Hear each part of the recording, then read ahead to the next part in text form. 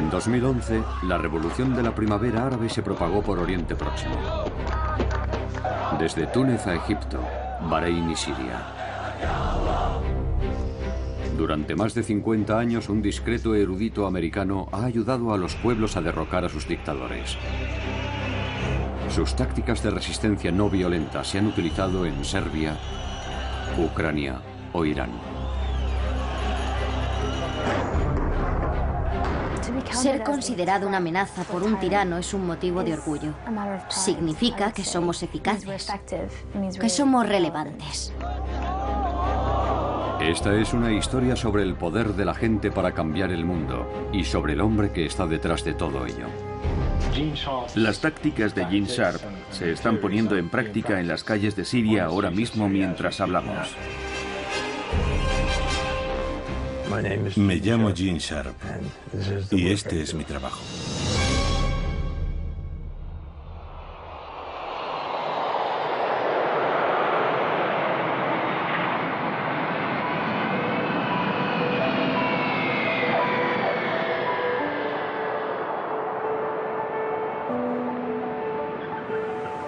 ¿Cómo describiría su trabajo?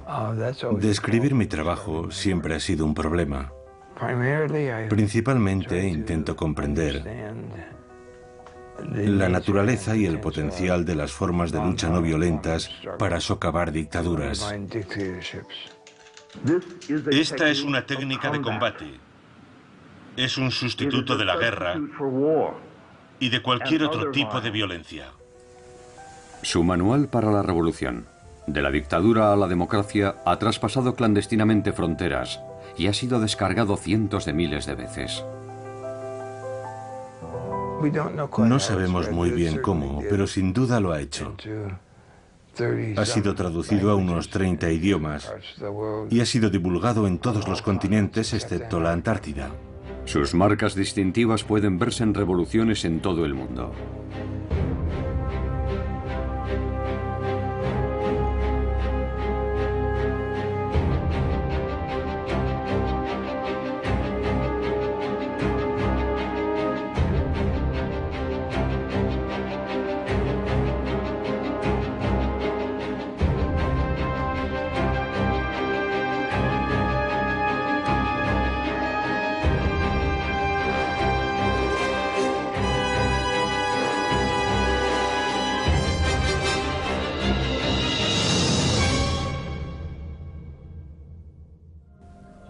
Los libros de Gene contienen 198 métodos de resistencia no violenta. Los famosos 198 métodos parecen haber tenido una extraordinaria respuesta. Son simplemente los 198 métodos específicos. Estas formas de rebelión son el boicot económico, la desobediencia civil, las protestas.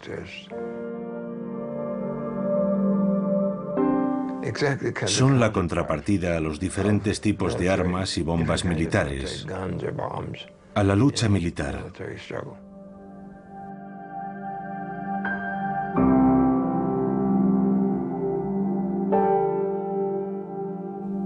De esa forma tienen algo distinto a la violencia y la guerra, y siempre lo tendrán.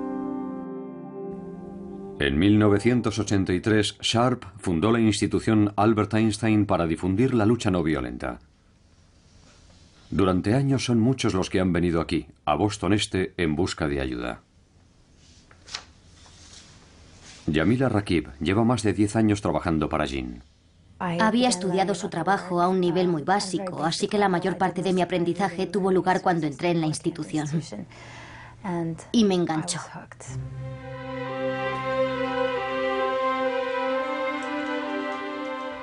Yo no fui educado para hacer esto.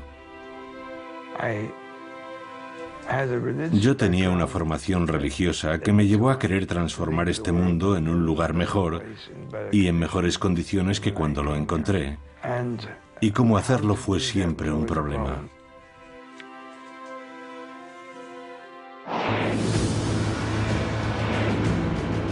En 1953, Gene es enviado a prisión por rehusar su incorporación a la guerra de Corea.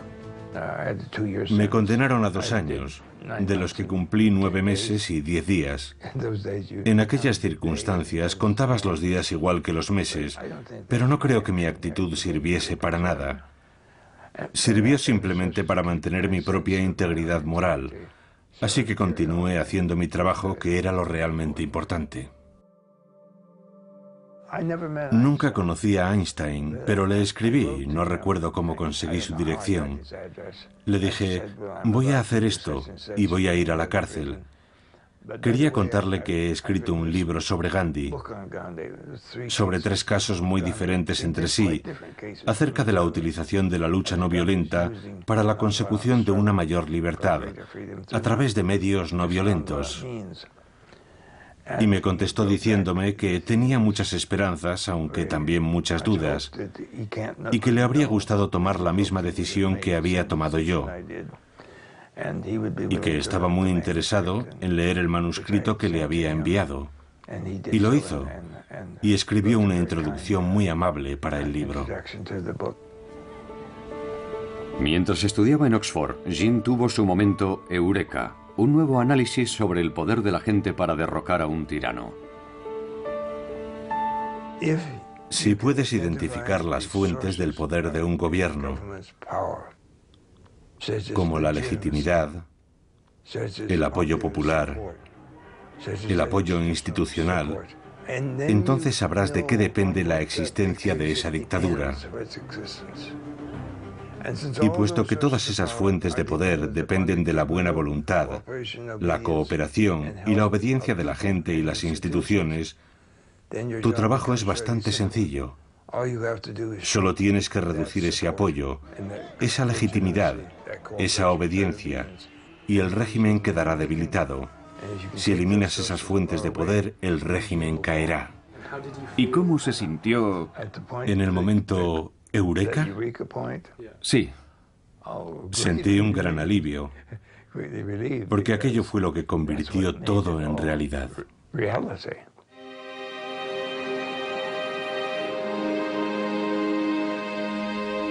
Mientras enseñaba sus teorías en Harvard, Jean conoció al coronel Bob Helby, héroe de la guerra de Vietnam.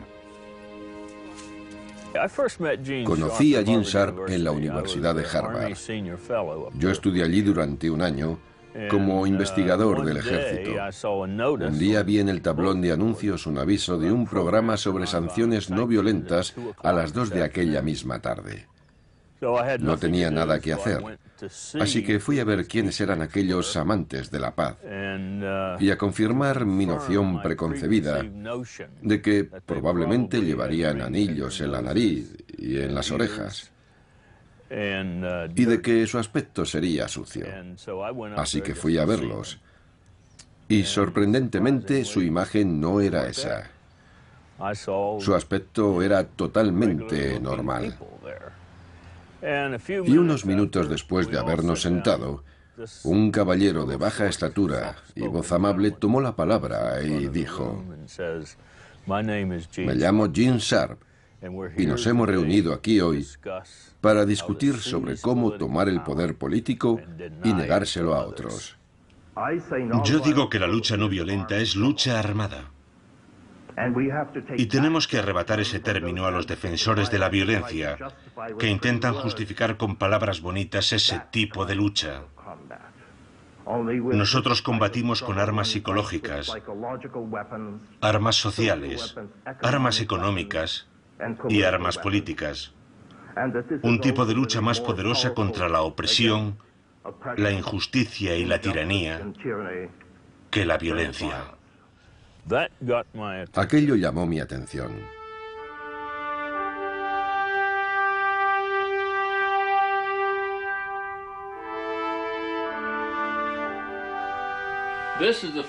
Esa es la bandera del 5º Batallón del 79 de Caballería de los Estados Unidos.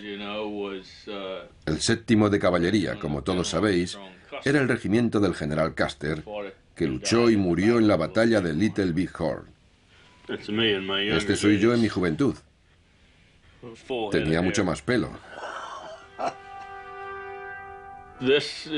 Y este es el diploma de la Cruz por Servicio Distinguido que obtuve en Vietnam.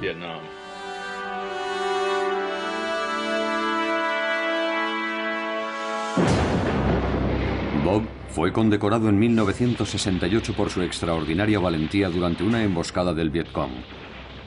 Pero su experiencia cambiaría su punto de vista sobre la forma de resolver los conflictos.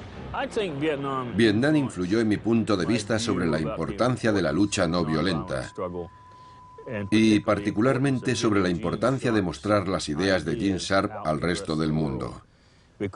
Vietnam me convenció de que tiene que existir una alternativa distinta que no consista en matar a la gente.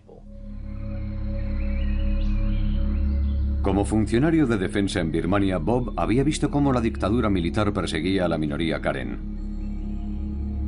Tras dejar el ejército, volvió para enseñar a los Karen las lecciones de Gene sobre la resistencia no violenta. Estaba hablando con uno de los comandos Karen y de repente me dijo: ¿dónde demonios estaba esta información? Llevamos combatiendo y matando gente durante 20 años. ¿Cómo es que no sabíamos esto? Otros birmanos se acercaron y me preguntaron si podríamos escribir algo que les orientara sobre cómo pasar de una dictadura a una democracia. Ese fue el origen, lo que dio lugar a la escritura del libro, Los birmanos. Yo no podía escribir sobre Birmania porque no conocía bien ese país. Y nunca se debe escribir sobre algo que no se conoce. Así que tuve que escribir de forma genérica. Si había un movimiento que quería acabar con una dictadura, ¿cómo podían hacerlo? Así que escribí aquellas teorías y se publicaron por entregas. Se publicaron en inglés y en birmano. Y pensé que ahí quedaría todo. Las manifestaciones en la plaza de Tiananmen en 1989 hicieron comprender a Gene la importancia de la planificación y la estrategia.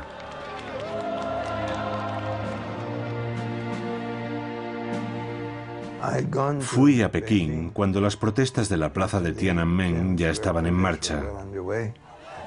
Aquel acontecimiento no tuvo lugar solo en Pekín. Protestas similares estaban teniendo lugar en otras 350 ciudades de China. Pero no se planificaron, no se tomaron decisiones estratégicas, como cuánto tiempo había que permanecer en la plaza y cuándo había que abandonarla. Los estudiantes no tenían un plan, estuvieron improvisando constantemente. Y más tarde supimos que muchos de aquellos ciudadanos chinos que estaban en la calle protestando fueron tiroteados y asesinados. La idea de que la improvisación te proporcionará un gran éxito es absurda. Es exactamente lo contrario. Si no sabes lo que estás haciendo, lo más probable es que te metas en graves problemas.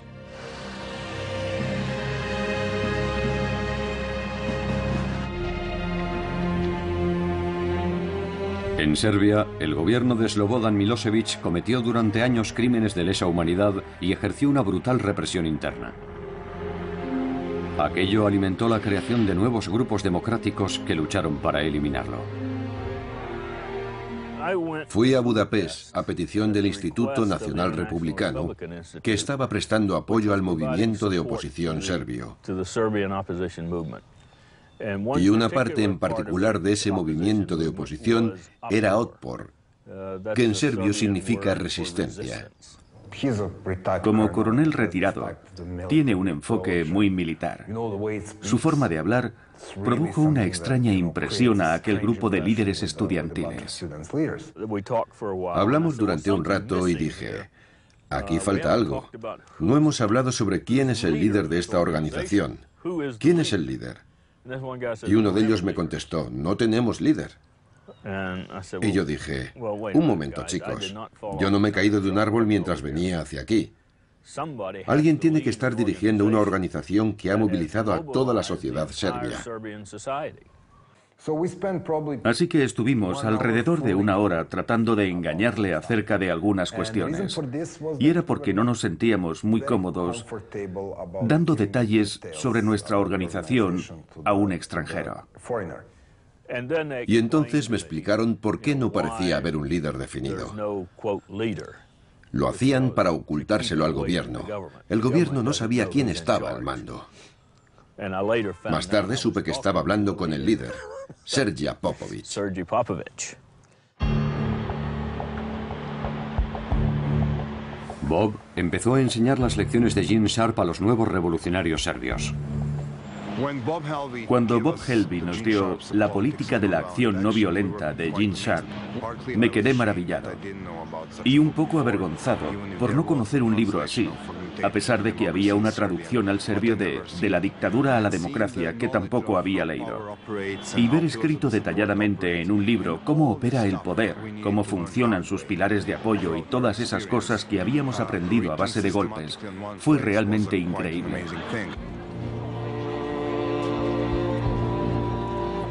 Una de las primeras tareas fue crear un símbolo de la resistencia que unificara a la gente. Es obvio que somos mayoría. Si pudiéramos reconocer a todos aquellos que están contra Milosevic, por ejemplo, saludándonos con el puño, podríamos acabar con él en unos cuantos años.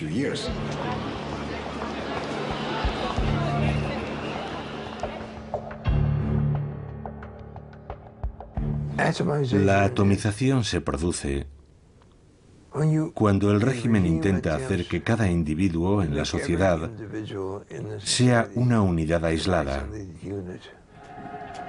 Es una de las principales formas de control de estos sistemas. Hacer que la población, que la gente, se tenga miedo, que tenga miedo a hablar, a actuar en grupo, que nunca le digan a un vecino, o incluso a veces a un miembro de su familia, lo que piensan realmente. Al ver el ejemplo de demostración de valentía por parte de otras personas, pasamos a ser nosotros. Y nosotros podemos hacer cosas que yo solo no podría.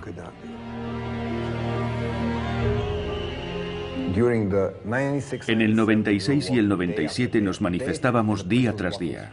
La policía nos bloqueaba y cada día éramos menos, porque era muy aburrido seguir en la calle durante el duro invierno. Así que dijimos, ¿por qué no vamos a casa y hacemos ruido desde nuestros balcones?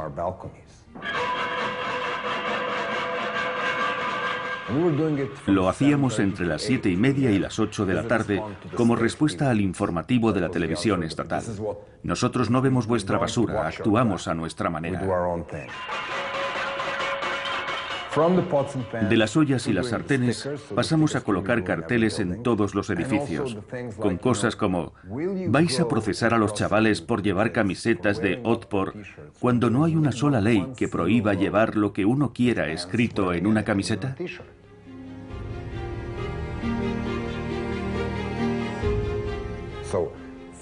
Así que los policías que entraban en los institutos y detenían a estudiantes solamente por llevar la camiseta, luego iban a casa y hablaban con su mujer, cuya amiga se estaba quejando porque su hijo había sido detenido. O tenían que hablar con su propio hijo, que venía de su colegio, en donde nadie quería estar con él o con ella, porque su padre estaba pegando a chavales de su barrio. Y así, la opresión sistemática dejó de funcionar.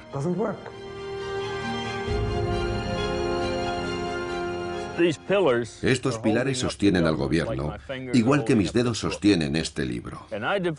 Y yo he desarrollado una estrategia para socavar estos pilares. La policía, las comunidades, las instituciones religiosas, los trabajadores, lo que sea, cada organización.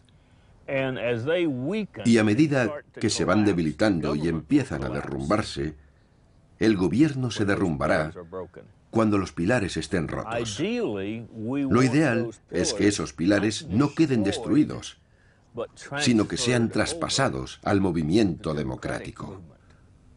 Tienes que fagocitar esos pilares, y eso es lo que la resistencia serbia ha hecho. Decirle a la policía que todos somos víctimas del mismo sistema. No tiene sentido librar una guerra entre víctimas y víctimas, aunque unas lleven uniformes azules y las otras pantalones vaqueros. No debemos luchar entre nosotros. Y esa táctica funcionó en Georgia, en Ucrania y en muchos otros lugares del mundo. Eso es lo que hay que hacer, fagocitar esos pilares, no lanzar piedras a la policía.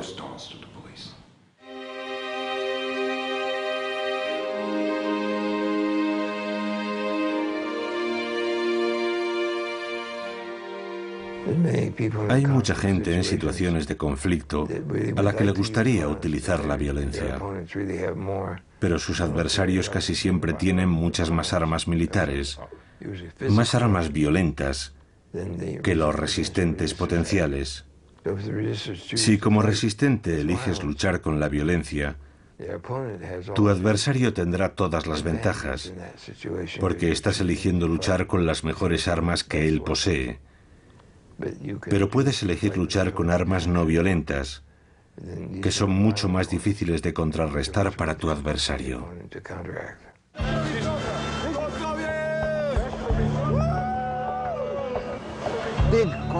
Las grandes concentraciones son muy difíciles de controlar. Puedes tener a 20.000 manifestantes pacíficos, pero si hay un idiota rompiendo ventanas, centrará la atención de todos los informativos, y eso puede socavar todo el movimiento.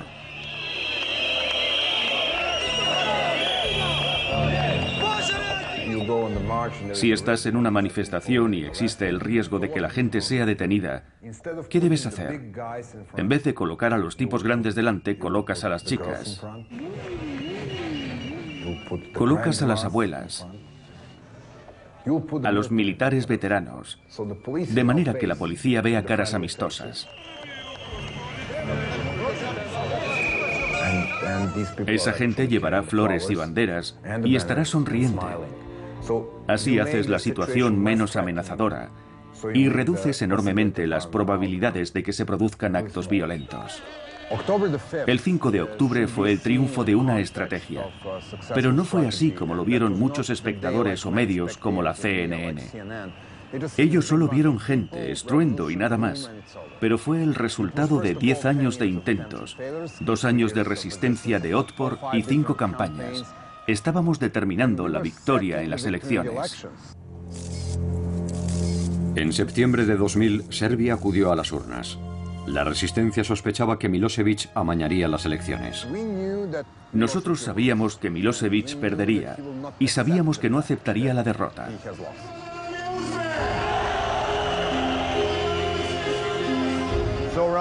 A eso de las 3 de la tarde había 300.000 personas gritando en la plaza y de una forma no violenta tomaron este edificio.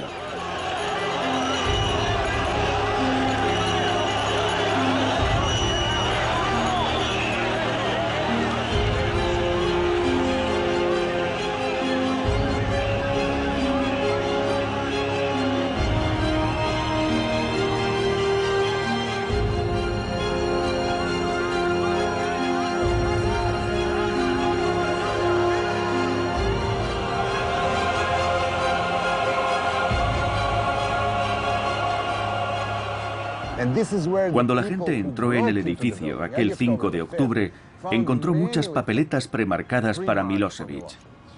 Era allí donde se estaba llevando a cabo la trampa, en la segunda planta del edificio.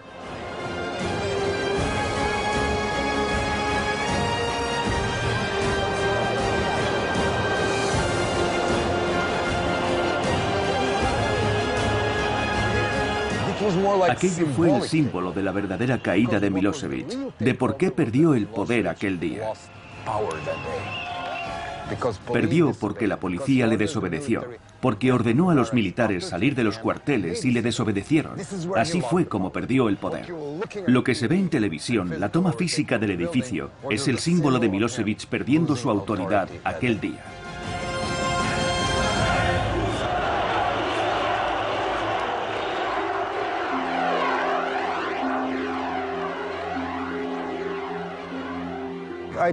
Lo que aprendimos de Bob, el pensamiento y la escritura de Gene Sharp, ha influido en nuestra forma de pensar y ha hecho nuestra lucha más eficaz en un momento muy importante, cuando estábamos preparándonos para la lucha decisiva. Creo que lo que Bob y Gene están haciendo es valiosísimo en todo el mundo. Y aunque las revoluciones no violentas no pueden ser exportadas o importadas, el saber cómo aplicar la lucha no violenta sí puede transmitirse. Y se está transmitiendo ahora mismo, mientras hablamos. Sentí una gran satisfacción porque se hubiese llevado a cabo una revolución no violenta. No hubo violencia por parte de la oposición democrática. Y eso demuestra que todas esas teorías que Jin ha estado exponiendo año tras año son alternativas realistas al conflicto violento.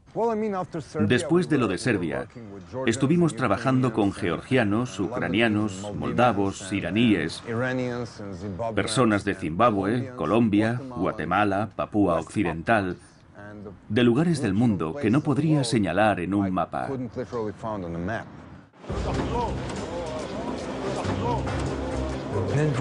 De Serbia, las noticias llegaron a Georgia, que estaba bajo un régimen muy represor, y luego a Ucrania, que también tenía problemas, también llegaron hasta allí, y luego a una serie de países situados en la franja sur de la antigua Unión Soviética.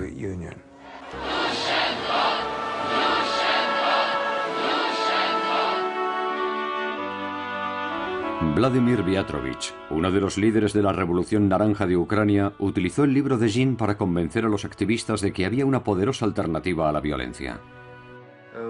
Entre los grupos de protesta había diferentes ideas, y entre ellos gente que estaba dispuesta a utilizar la alternativa violenta.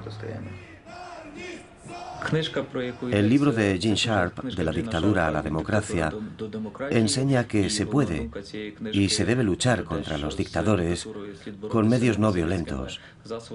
Esa idea fue muy importante y ayudó mucho. Fue una gran inspiración para la creación de la Revolución Naranja.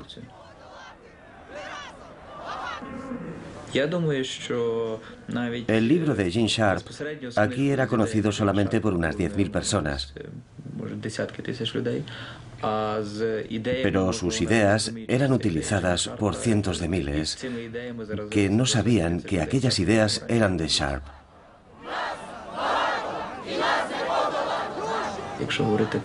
Aunque la gente no sepa quién es Gene Sharp, sí conocen sus ideas, lo que hace de él una persona muy influyente en el mundo.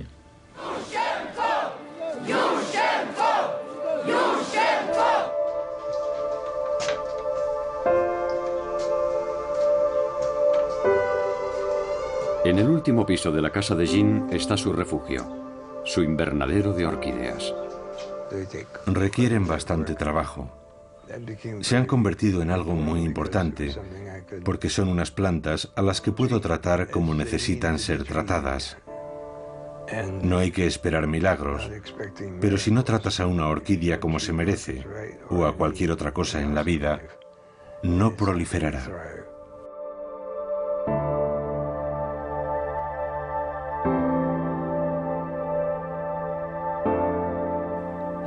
¿Cómo se siente al ver propagarse su trabajo? Su propagación ha sido notable. Siempre pienso, sigo asombrado. Sigo asombrado.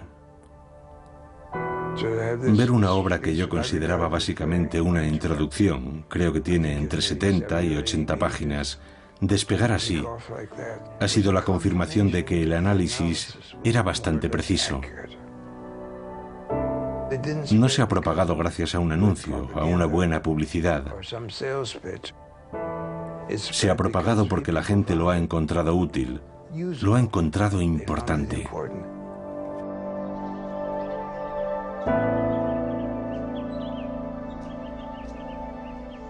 Los libros, la literatura, están ahí. En Internet, en las casas de la gente, en los discos duros, a un nivel global que no puede detenerse, que ya nada podrá detener.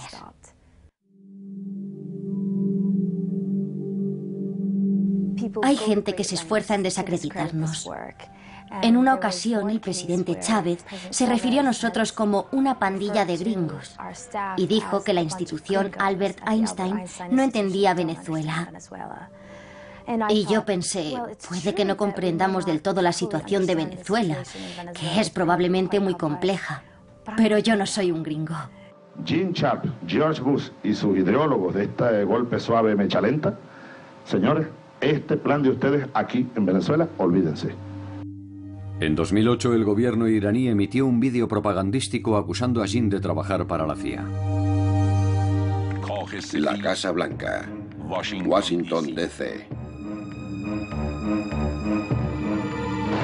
Gene Sharp, el teórico de la desobediencia civil y de las revoluciones de terciopelo, que ha publicado tratados sobre esta materia, es uno de los agentes de la CIA, encargado de la infiltración estadounidense en otros países. Viendo nuestra oficina pueden comprobar lo bien subvencionados que estamos.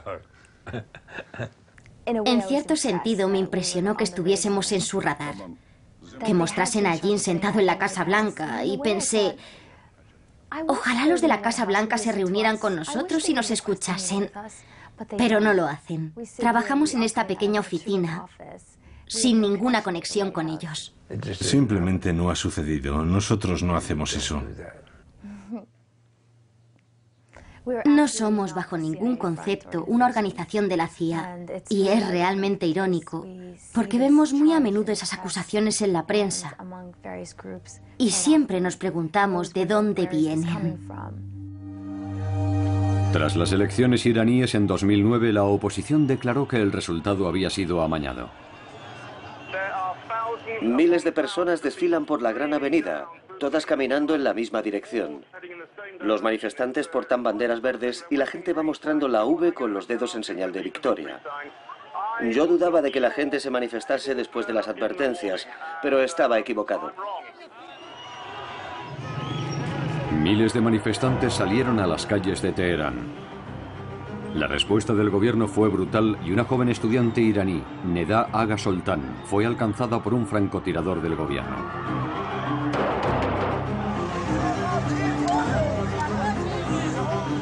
Su imagen se convirtió en la llamada a la movilización.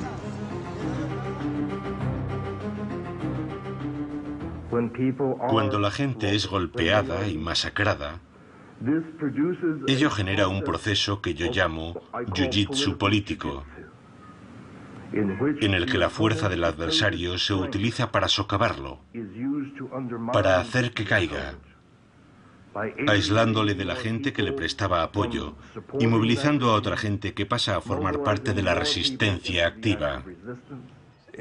Es un efecto de contragolpe. Si el régimen es tan brutal, en vez de intimidar a la gente, que es lo que intenta, lo que consigue es que otros grupos e instituciones dejen de cooperar con él y de obedecerle. Y esa disminución de poder y de control hace que más y más gente se una a la resistencia. Iason Atanasiadis fue arrestado mientras informaba sobre la Revolución Verde.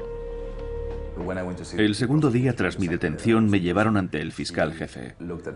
Cuando me quitaron la venda de los ojos me preguntó, ¿sabes por qué estás aquí? Yo contesté, no tengo ni idea, solo sé que me arrestaron hace 2 días. Y él me dijo, hay una acusación muy seria contra ti. ¿Cuál es?, pregunté. Y me dijo, ¿no lo sabes? Espionaje.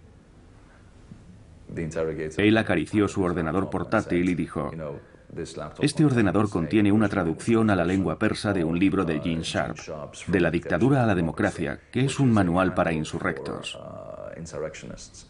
Un manual que proporciona docenas de sencillas instrucciones con las que derrocar a un gobierno legítimo, a cualquier clase de gobierno.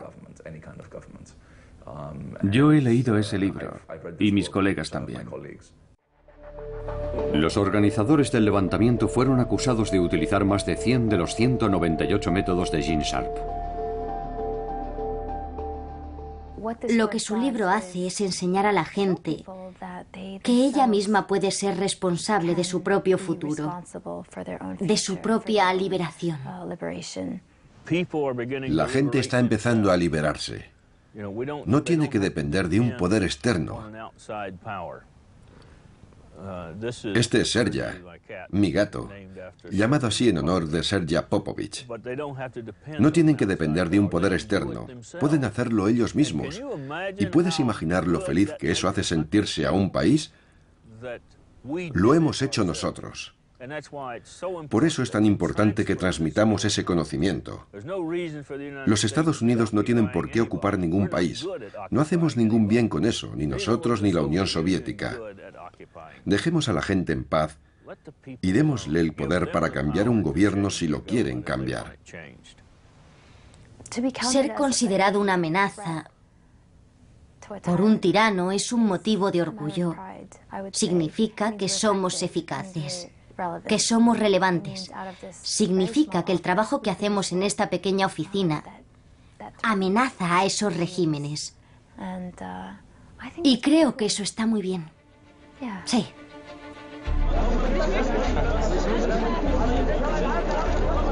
Este fue el principio de la revolución egipcia. El levantamiento fue espontáneo, pero los grupos democráticos egipcios llevaban años trabajando en la estrategia.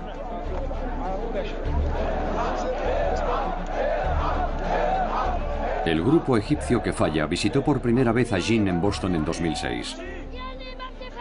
5 años después, antiguos revolucionarios serbios estaban entrenando a nuevos grupos en El Cairo. Y la Hermandad Musulmana Egipcia colgó el libro de Jin, traducido al árabe, en su página web. Cuando llegó el momento estaban preparados para liderar la revolución. Conectamos en directo con la Plaza Tahrir, la Plaza de la Liberación. Rory, conocemos las altas medidas de seguridad que se iban a tomar alrededor de la plaza. ¿Se respira un ambiente diferente al de ayer o al de antes de ayer? Sí, hoy el ambiente es increíble. El sector de la sociedad egipcia que abandonó la Plaza Tahrir ayer ha vuelto reforzado.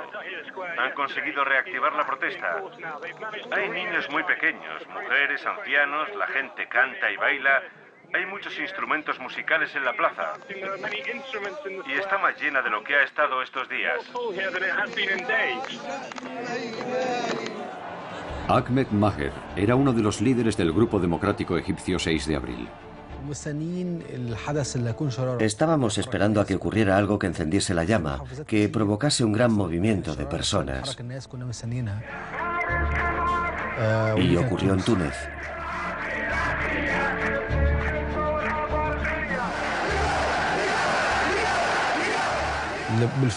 Siempre ha habido rivalidad entre Egipto y Túnez en el fútbol.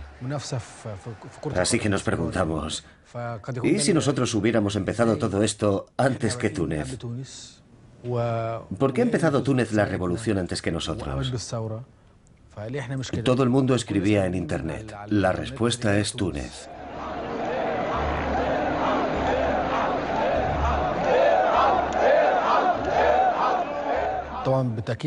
Por supuesto que los libros de Gene Sharp tuvieron un gran impacto en nuestro movimiento. Y también encontramos en Internet otros libros y películas que, al igual que Gene Sharp, hablaban de la poderosa lucha no violenta, de cómo desarrollar esa lucha no violenta y ponerla en práctica para conseguir nuestros fines. Así que hubo muchas fuentes de inspiración para esa idea. La protesta pacífica crecía y el presidente Hosni Mubarak intentó intimidar a los manifestantes con armamento bélico.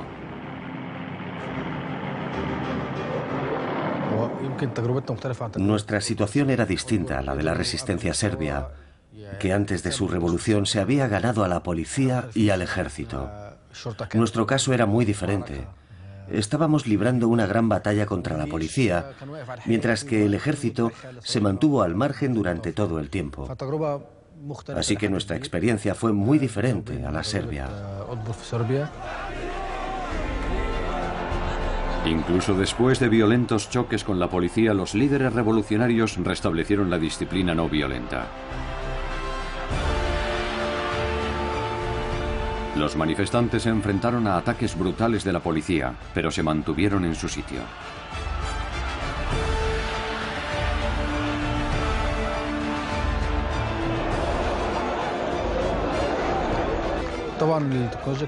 La tecnología jugó un papel vital a la hora de comunicar y extender nuestro mensaje. Jugó un papel fundamental en nuestra estructura interna. Gracias a ella pudimos contactar con la gente que vive en las provincias, a muchos kilómetros de distancia. Pudimos mantener reuniones a través de un grupo secreto en una página de Facebook. Y también utilizamos Skype para estar en contacto continuo y planear nuestra estrategia. Todos estos avances tecnológicos ayudaron mucho a la divulgación de nuestras ideas.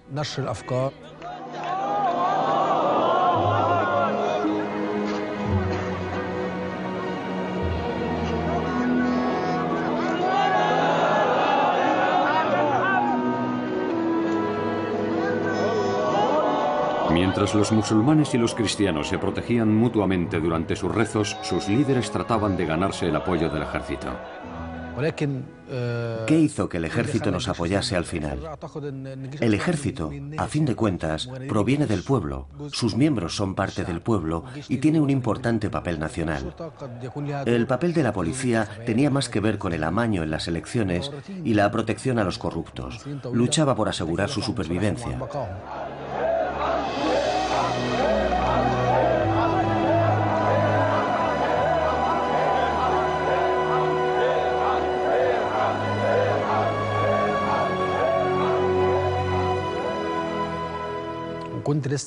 Mientras regresaba a la Plaza Tahrir, pasé por delante de una cafetería que tenía la televisión encendida con el volumen muy alto y estaban transmitiendo el discurso en directo.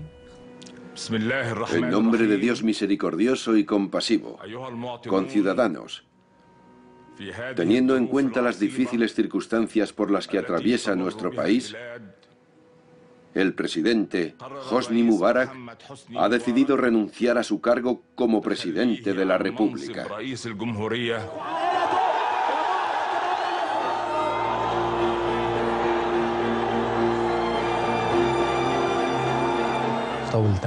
Me volví loco de alegría cuando escuché el discurso. Me senté y me puse a llorar. Por fin, el sueño que hemos tenido durante años, por el que tanto hemos luchado, se ha hecho realidad. Me fui corriendo a la plaza, gritando. Toda la gente estaba llorando, bailando, cantando. Fue un momento histórico. Yo no me lo creía. Pensaba, ¿es esto posible?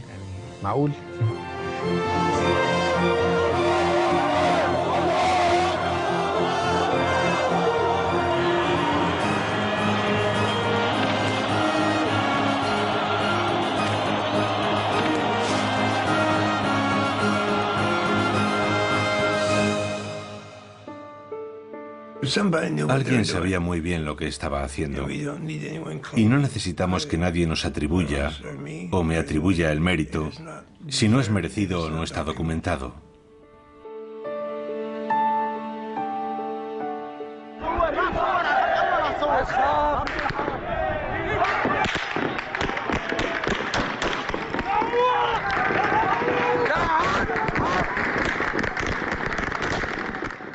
Masacre en Yuma, 15 asesinados hasta ahora.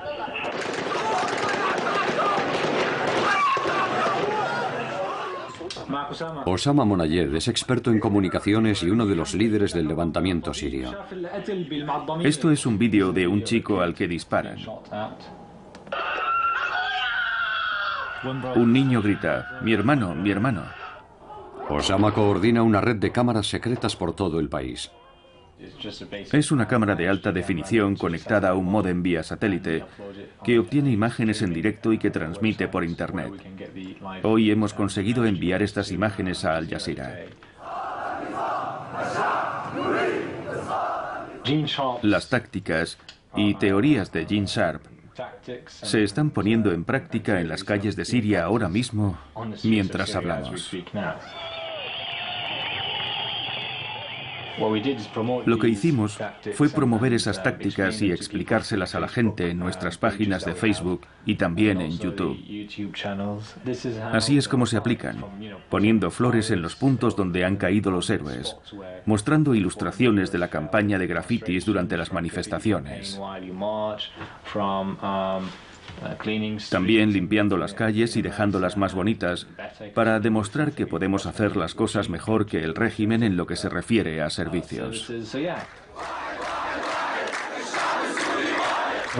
De la dictadura a la democracia te da la inspiración, la seguridad de que esto puede conseguirse, de que puede suceder realmente. En el verano de 2011, tras un ataque brutal del ejército sirio, Osama viajó a Boston para reunirse con Gene. ¿Cuándo estuviste aquí por última vez? No recuerdo exactamente. ¿Fue en 2007 o en 2006? Sí, hace años. Cuando solo había unas cuantas personas que creían en un escenario de resistencia no violenta en Siria. cuando solo unos pocos creían que esto podía suceder realmente en un país como Siria. Muy bien. Todo listo.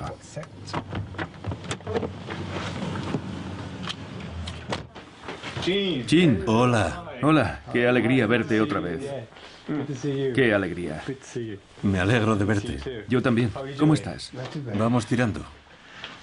Es fantástico que hayas encontrado un hueco para venir a saludarme. El placer es mío. Y te puedo asegurar que hay muchas cosas de las que hablar. Este es un nuevo territorio para nosotros. Sí, sí. Nunca hemos estado allí en persona y los casos que hemos estudiado no coinciden exactamente. Es un hombre tan humilde y tan sensato.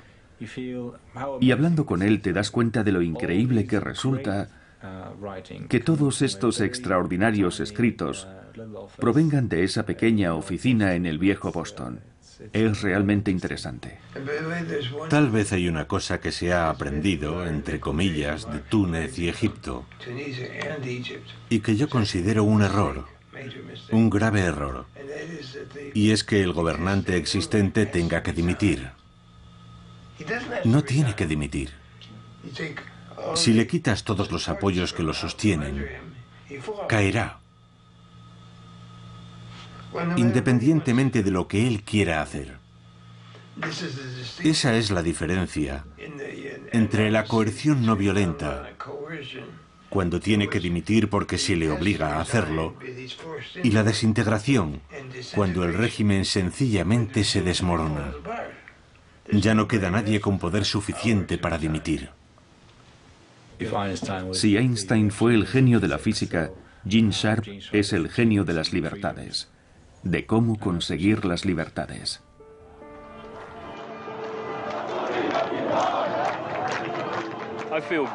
Me siento satisfecho al saber que estamos propagando el mensaje. Y si los pueblos siguen el consejo de Gene en cuanto a librar una lucha no violenta, tarde o temprano ganarán. La ventaja que tenemos utilizando este tipo de lucha, el pueblo contra el tirano, es que mientras no nos rindamos, nunca seremos derrotados. Y esa es la clave. Mientras no te rindas, no estás derrotado.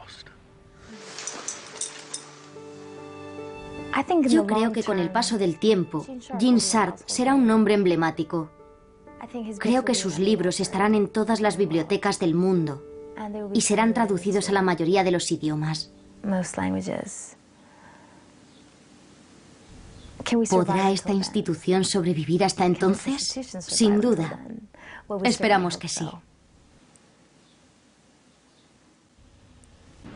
La acción no violenta políticamente significativa ha tenido lugar en al menos los siguientes países: Guatemala, Australia, Tailandia, Birmania, China, Japón, Georgia, Irán, Kurdistán, Rusia, Serbia, Ucrania, Venezuela, Vietnam, Zimbabue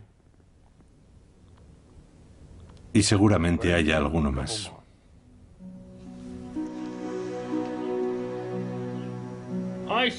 Pienso que se está desarrollando entre ellos una relación padre-hija.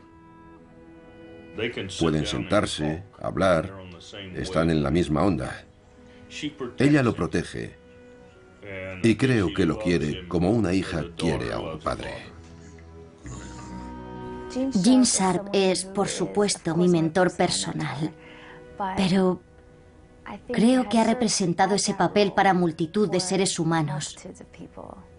Es una persona que ha dedicado su vida a proporcionar los medios para que la gente oprimida pueda alcanzar la libertad de forma autosuficiente. Y eso es algo que ha cambiado el mundo y continuará haciéndolo de forma extraordinaria. Es algo muy personal. Es simplemente amor.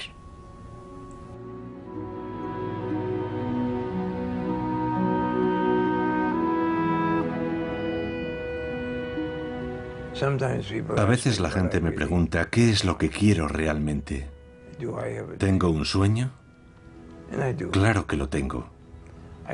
Sueño con que la gente oprimida del mundo sea capaz de aprender de los datos disponibles y de las nuevas experiencias.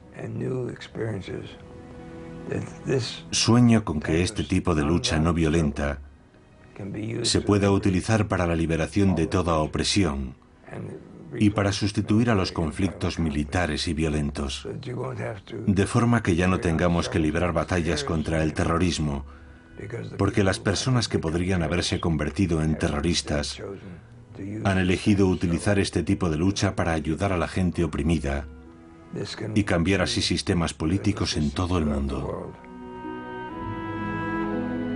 Me llamo Gene Sharp y este es mi sueño.